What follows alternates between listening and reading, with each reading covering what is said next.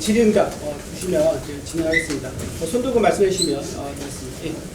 연합뉴스 조다원입니다. 오늘 오랜만에 이렇게 오셨는데 현재 당 안팎에서 대권 주자로 분류되는 분들이 조기 대선 가능성 대비해서 활동 중이시거든요. 지사님의 오늘 회견도 좀 이런 행보로 해석을 해도 무방할까요? 현재 헌법재판소의 재판 과정을 국민의 한 사람으로서 정말 지켜보고 있었습니다만 지금 내일 헌법재판소가 예정한 변론 기일이 끝날 수도 있는 그런 시급성 때문에 오늘 나왔습니다. 지금은 공정한 헌법 재판이 되도록 모든 힘을 기울이는 게 가장 시급하고도 중요한 과제라고 생각합니다. 그에 따라서 대통령의 복귀가 이루어지는 것이 가장 우선이라고 생각합니다. 그 기자회견 내용이 헌재 공정성 관련이니까 거기에 좀 주제에 맞춰주면 고맙겠습니다. 네, 또 다음 분 말씀하시죠. 헌법재판소에 대한 비판이 헌법부 신뢰의 하락이나 극단적으로 폭력 수태로 이어질 수 있다는 우려에 대한 입장이 궁금합니다. 대한민국은 어떤 분야에서도 폭력을 없애나가는 것이 우리 기본 질서라고 생각합니다.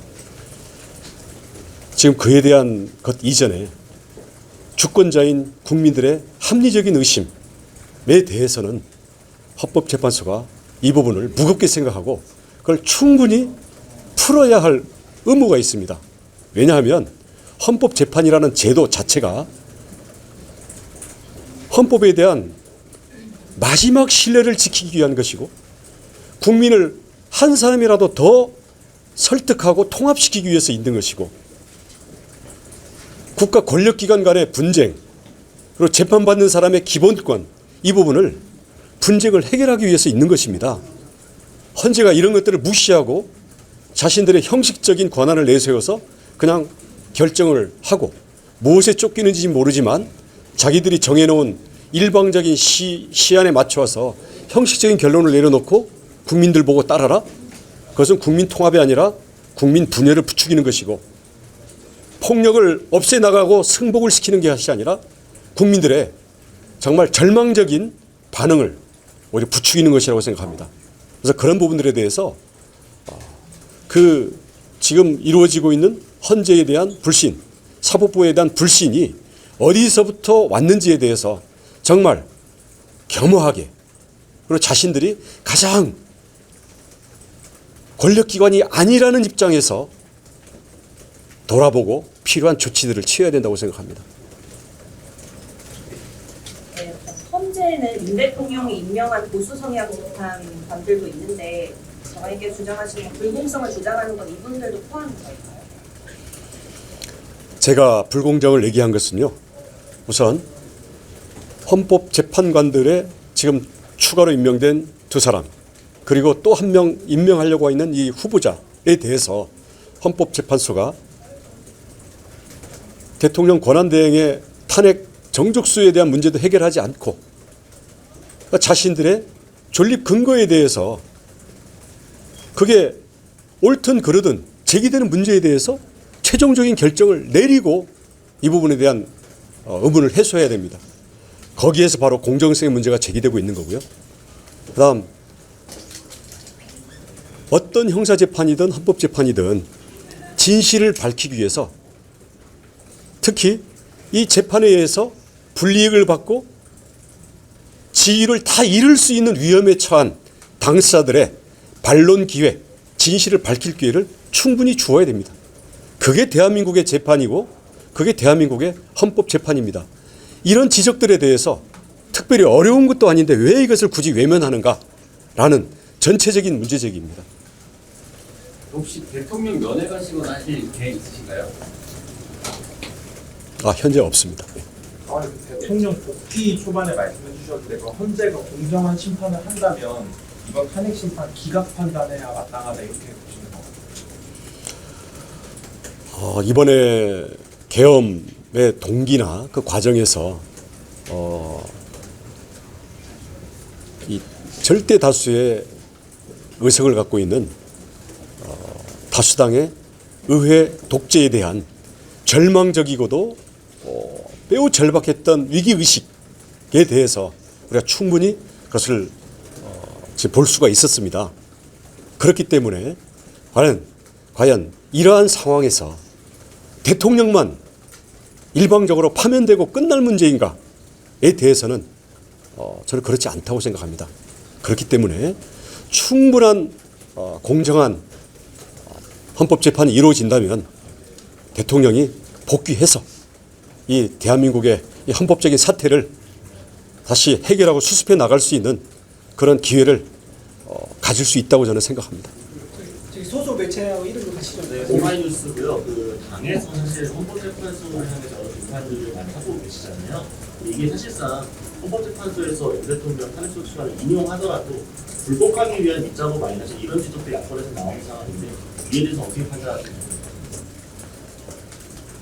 공정성 문제, 그리고 오늘 제가 제기하는 문제에 대해서 정말 우리 다수의 국민들 그리고 다른 형사 재판이나 헌법 재판에서 지켜야 될 우리의 헌법 원칙과 그 정신에 비춰서 어떠한가 이 부분에 대해서만 답변을 해 주시기 바랍니다. 거기에 대해서 충분한 대답 내지는 조치가 이루어져야 신뢰가 있고 따라서 그런 공정성이 담보가 될 때 신뢰를 요구할 수 있는 것이지, 자 무조건 이런 문제제기 자체가 불복하려고 사전 공작을 하는 거냐, 이것은 독재적인 태도라고 생각합니다. 신뢰를 위해서 자신들이 할 일을 먼저 해야 된다고 생각합니다.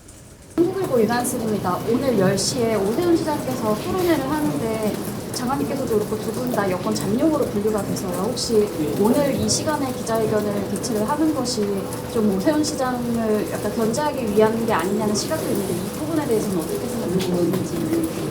아까도 말씀드렸지만 내일 혹시 변론 종결 마지막 날이 될지도 몰라서 절박하게 끝나기 전에 헌재에 대한 저의 어떤 최종적인 그리고 결론적인 입장을 공표해야 되겠다는 것 때문에 나왔고요.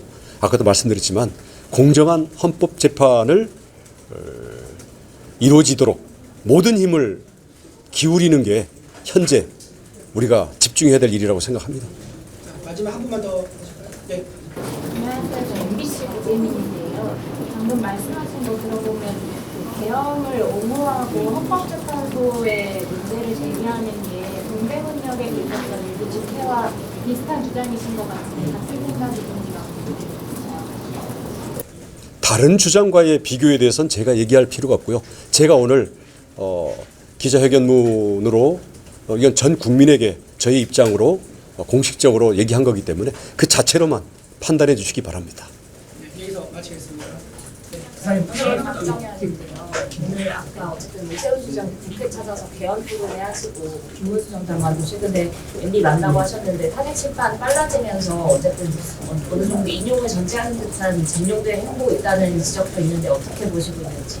이미 답변 드린 것처럼 공정한 헌법 재판을 보장하는 것이 현재 집중해야 되고 가장 시급한 일이라고 생각합니다. 한국에서 마지막 한국일보입니다. 그 윤석열 대통령 측이 헌법재판소에서 부정선거 주장하고 있는데요. 이 부분도 헌법재판소에서 진지하게 따져봐야 된다고 생각하세요?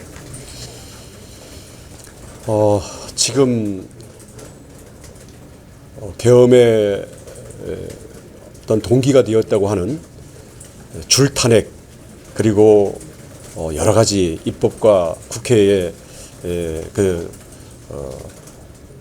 다수당의 의회 독재라고 지금 지적받는 이런 상황에 대해서 어떻게 견제를 할 것인지, 또 헌법재판소가 헌법을 무시하고 진행을 하거나 선거관리위원회가 선거 관리의 문제점들에 대해서 어떠한 견제와 우리 주권자의 통제를 받지 않는 이러한 현재의 구조에 대해서도 우리가 충분히 그게 재판 내에서든 재판 외에서든 우리 주권자인 국민이 충분히 이 부분들을 함께 고민하고 논의해서 무언가 조치를 결정해야 되는 문제라고 생각합니다.